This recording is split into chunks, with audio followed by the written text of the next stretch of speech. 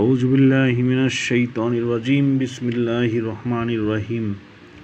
প্রিয় YouTube viewers, আজকে আপনাদের সামনে একটি নতুন তদবির নিয়ে হাজির হলাম। আপনারা এই তদবিরটি দেখতে পাচ্ছেন যে এখানে দুটি নকশা। তো এখানে সূরাতুল আনআমের একটি আয়াতের শেষ অংশ থেকে এই তদবিরটি রচনা করা হয়েছে। ইয়া হাকিমুল খবির, অর্থাৎ এই শব্দটির উপর ভিত্তি করে ইহা লেখা হয়েছে যে তিনি মহাজ্ঞানী, সর্ববিষয়ে ওয়াকিবহাল। এই কথার অর্থ কি? এই কথার অর্থ হলো ইয়া হাকিমুল খবির, হে সর্ববিষয়ে অবগত, হে সর্ববিষয়ে ওয়াকিবহাল এবং সর্বজ্ঞানী। কাকে ডাকা হচ্ছে? আল্লাহ রব্বুল আলামিনকে ডাকা হচ্ছে। এই তদবিরটি ব্যবহার করা সম্পূর্ণ জায়েজ, কারণ এখানে আল্লাহ পাকের নাম রয়েছে। প্রিয় ভাই ও দোস্ত, যারা আমেল কবিরাজ আছেন, তদবির কারক আছেন, যারা আরবিতে পারেন ভালো, আর যারা আরবিতে পারবেন না বাংলায় লিখতে পারবেন, এই যে বাংলায় দেখুন এই তদবিরটি 1 নম্বর নকশা এবং 2 নম্বর নকশা, দুইটি চালে লেখা হয়েছে। একটি বাদি চালে এবং একটি আবি চালে। 1 নম্বর নকশাটি লেখা হয়েছে বাদি চালে, 2 নম্বরটি লেখা হয়েছে আবি চালে। অনেক কবিরাজ তান্ত্রিক ভাইরা, আমেল ভাইরা কবিরাজি করতে গিয়ে জিনদেরকে ধরে আনার ক্ষেত্রে অবস্থান বুঝতে পারেন না। সেই জিনটা কোথায় অবস্থান করতেছে সেটা কিভাবে নির্ধারণ করবেন। আবার রুগীকে জিনদের অবস্থান দেখানোর জন্য এই নকশা দুটি কার্যকর। আবার তুলারাশির মাধ্যমে জিন কোথায় রয়েছে সেটা দেখানো সম্ভব এই নকশা দিয়ে। আবার কুফরি তাবিজ তুম্মা বাড়ির কোথায় কোন জায়গায় গেড়ে রেখেছে সেটাও নির্ধারণ করা যাবে। আমেল পারবেন, অথবা রুগী পারবেন, অথবা তুলারাশি পারবেন। তো যদি আমেল এটা করেন তাহলে আমেলকে অবশ্যই সাধন করতে হবে। তার আগে আমি বলি এই তদবিরটি দিয়ে কিভাবে আপনি কাজ করবেন, অর্থাৎ রোগী এবং তুলারাশির মাধ্যমে কাজ করার সহজ নিয়মটি আমি বাতিয়ে দিচ্ছি। একজন রোগীর ওপর যখন জাদুটোনা করা হয়, জিন চালান করা হয় বা জিন আক্রমণ করে, তো ওই রোগীটার ওপর অত্যাচার জুলুম করা হয়, অর্থাৎ জিনদের পক্ষ থেকে অত্যাচার জুলুম হয়। আর আল্লাহ রব্বুল আলামিন অত্যাচারী, জুলুম, নির্যাতন শিকার যারা, তারা অসহায় মজলুম হয়, তাদের পক্ষে থাকেন, তাদেরকে সহযোগিতা করেন, সাহায্য করেন। সেজন্য এই তদবিরটির প্রথম নকশাটি লিখে রোগীর মাথায় বেঁধে দিবেন, অথবা হাতে 2 হাতের মুঠোয় ধরে দিয়ে চোখ বন্ধ করতে বলবেন। আর আমেল ইয়া হাকিমুল খবির পাঠ করতে থাকবেন।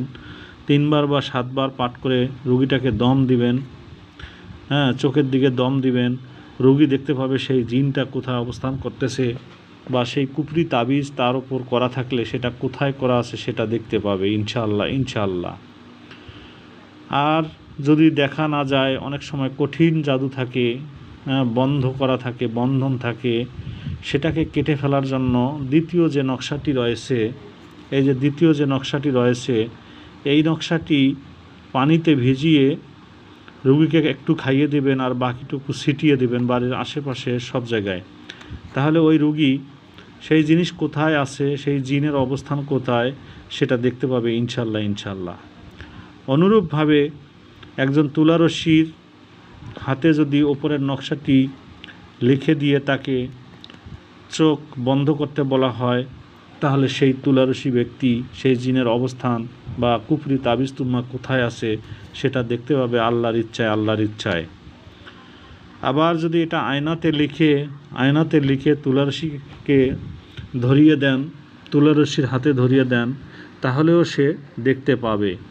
যদি তুলারাশির আমল খারাপ হয়ে যায়, রাশি কাজ না করে, তখন নিচের নকশাটি লিখে পানিতে গুলিয়ে ভিজিয়ে একটু তুলারাশিকে খাইয়ে দেবেন, সাথে সাথে তুলারাশি ভর হয়ে যাবে এবং সে সব কিছু বলা শুরু করবে।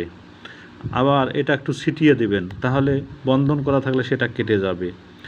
তো যে সকল কবিরাজ ভাই আরবিতে পারেন আরবিতে লিখবেন, যারা বাংলায় কাজ করেন তো তারা বাংলায় লিখতে পারেন। তো আমি এই নকশাটি দিয়ে দিচ্ছি। তার আগে বলি, এই নকশাগুলো অবশ্যই কার্যকর। এগুলো কোনো বই পুস্তক কিতাবে পাবেন না, রুহানি এলেম থেকে এগুলো রচনা করা। একমাত্র আমার চ্যানেলটিতে এই সমস্ত তদবিরগুলো আমি দিয়ে থাকি মানুষের উপকারার্থে, যাতে উপকার হয়। তো আমেল কবিরাজ ভাইদের ক্ষেত্রে যদি এটা সাধন করেন, যদি আপনারা অনুরূপভাবে কাজ করতে চান, তাহলে আপনাদেরকে সাধন করতে হবে। এই যে আপনাদেরকে 919 বার এই ইসেম জপ করতে হবে, ইয়া হাকিমুল খবির। এটাকে পাক পবিত্র অবস্থায় পশ্চিমমুখী হয়ে আপনাকে এটা আমল করতে হবে 919 বার করে। আপনাকে 38 দিন যাবত এটাকে জপ করতে হবে। এটার বাক্যুর হিসেবে আপনাকে ব্যবহার করতে হবে গোলাপ ফুল। সামনে গোলাপ ফুল রেখে, একটি বা দুইটি বা তিনটি গোলাপ ফুল সামনে রেখে ধূপ আগর জ্বালিয়ে 20 রাশির খসিয়তে মক্কেলের ভোগ রচনা করে এটা আপনাকে জপ করতে হবে 919 বার করে। শুক্রবার